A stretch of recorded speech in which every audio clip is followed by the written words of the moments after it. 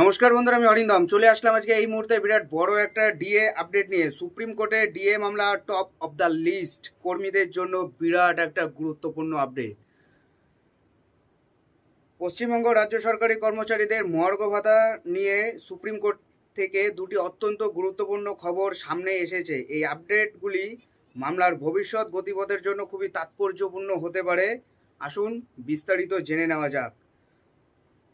মামলার শুনানি নিশ্চিত করার যে পদক্ষেপ নিয়েছে, গত 1 মে 2025 তারিখ কর্মচারী সংগঠন ইউনিটি ফোরামের পক্ষ থেকে আইনজীবী মৃগাঙ্ক প্রভাকর সুপ্রিম কোর্টে এই ডিএ মামলা উল্লেখ করেন। এর মূল উদ্দেশ্য ছিল এটা নিশ্চিত করা যে আগামী 7ই মে 2025 তারিখে মামলার যে নির্ধারিত শুনানি রয়েছে তা যেন কোনোভাবেই তালিকা থেকে বাদ না পড়ে। এই পদক্ষেপ কর্মচারীদের মধ্যে আশা জাগিয়েছে যে নির্দিষ্ট দিনে মামলার শুনানি হবে।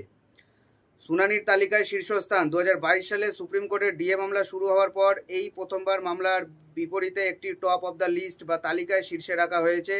এর অর্থ হলো 7ই মে তারিখে প্রথমেই এই মামলার শুনানি হবে। এই ঘটনা অত্যন্ত তাৎপর্যপূর্ণ, কারণ এর ফলে আশা করা হচ্ছে যে মামলাটি ওই দিন অবশ্যই শোনা হবে এবং কোনো কারণে পিছিয়ে যাওয়ার সম্ভাবনা কম। শুনানিটি মাননীয় বিচারপতি সঞ্জয় ক্যারলের বেঞ্চে উঠবে।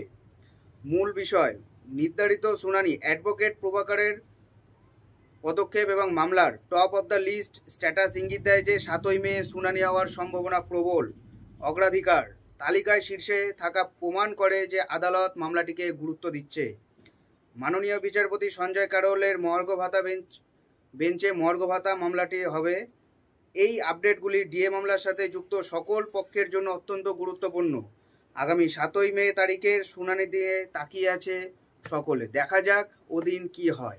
ভিডিওটা ভালো লাগলে চ্যানেলটা অবশ্যই সাবস্ক্রাইব করে আমাদের পাশে থাকবেন। দেখা হচ্ছে পরের ভিডিওতে। ভালো থাকবেন সবাই। নমস্কার, জয় হিন্দ, বন্দে মাতরম।